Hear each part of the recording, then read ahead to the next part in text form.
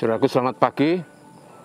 Terpujilah Tuhan yang memberi kita hidup dan kesehatan.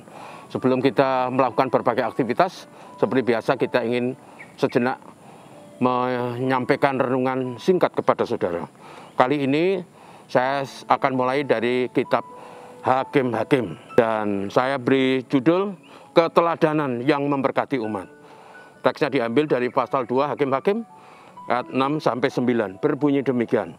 Setelah Yosua melepas bangsa itu pergi, maka pergilah orang Israel itu masing-masing ke milik pusakanya untuk memiliki negeri itu. Dan bangsa itu beribadah kepada Tuhan sepanjang zaman Yosua dan sepanjang para tua-tua yang hidup lebih lama daripada Yosua. Dan yang telah melihat segenap perbuatan yang besar yang dilakukan Tuhan bagi orang Israel. Dan Yosua bin Nun, hamba Tuhan itu mati pada umur 110 tahun.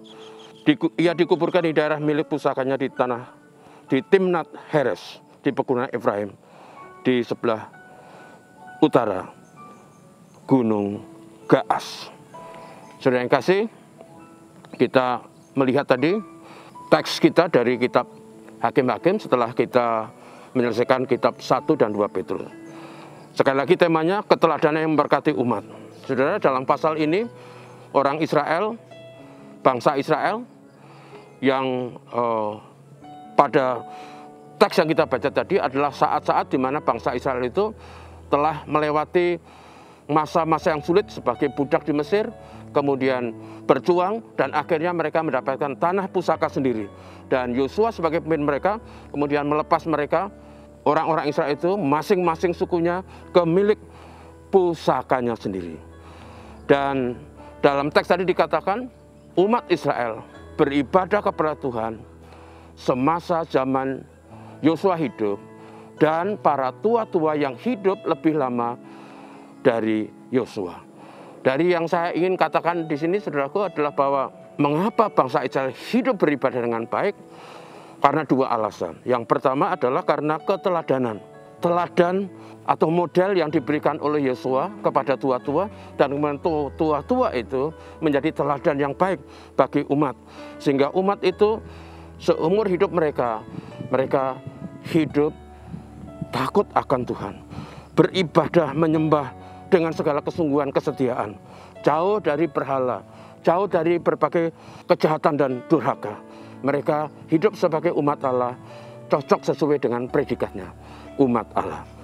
Yang kedua, di samping keteladanan adalah bahwa umat itu dikatakan karena mereka mengenal Tuhan. Tentunya, saudaraku, pengenalan akan Tuhan itu bisa melalui penglihatan atau pengalaman, bisa juga melalui didikan atau pengajaran. Dan selama masa Yosua dan tua-tua yang lebih lama usia dari Yosua itu, mereka memberi teladan, memberi tuntunan, memberi pengajaran. Sehingga mereka bisa menghayati hidup iman mereka bukan hanya sebuah wacana atau hanya pemahaman kognitif di otak saja, tetapi juga mereka mengenal dan mempercayai Tuhan dengan segenap hati. Pengenalan dan pemahaman mereka tidak dangkal, tetapi pemahaman dan pengalaman mereka dijiwai dan dipraktekkan dalam hidup sehari-hari. Itu yang membuat mereka damai sejahtera dan hidup tentram semasa zaman Yosua dan para tua-tua. Karena itu, berkaca dari pelajaran di atas, maka saudaraku, para pemimpin dan kita para orang tua layak dan wajib menjadi teladan yang baik bagi anak-anak kita. Sekaligus juga kita ditantang untuk memberi pengajaran, pemahaman, supaya anak-anak kita bukan hanya mengerti Tuhan, tapi mengalami kuasa Tuhan, punya interaksi hubungan pribadi dengan Tuhan.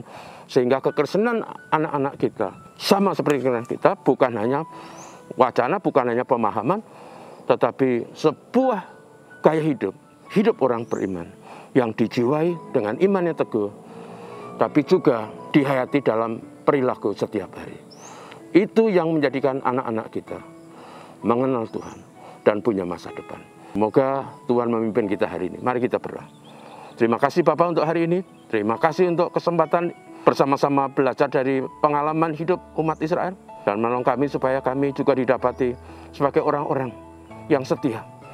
Dan kami para orang tua, kami para pemimpin bisa menjadi teladan dan memberi didikan, arahan yang sepadan. Berkat Tuhan kami mohon, rahmat Tuhan bagi negeri kami, kedamaian ketentraman bagi Indonesia, negeri tercinta. Pimpin kami hari ini. Bapak, terima kasih dalam nama Yesus. Amin. Selamat pagi, saudaraku.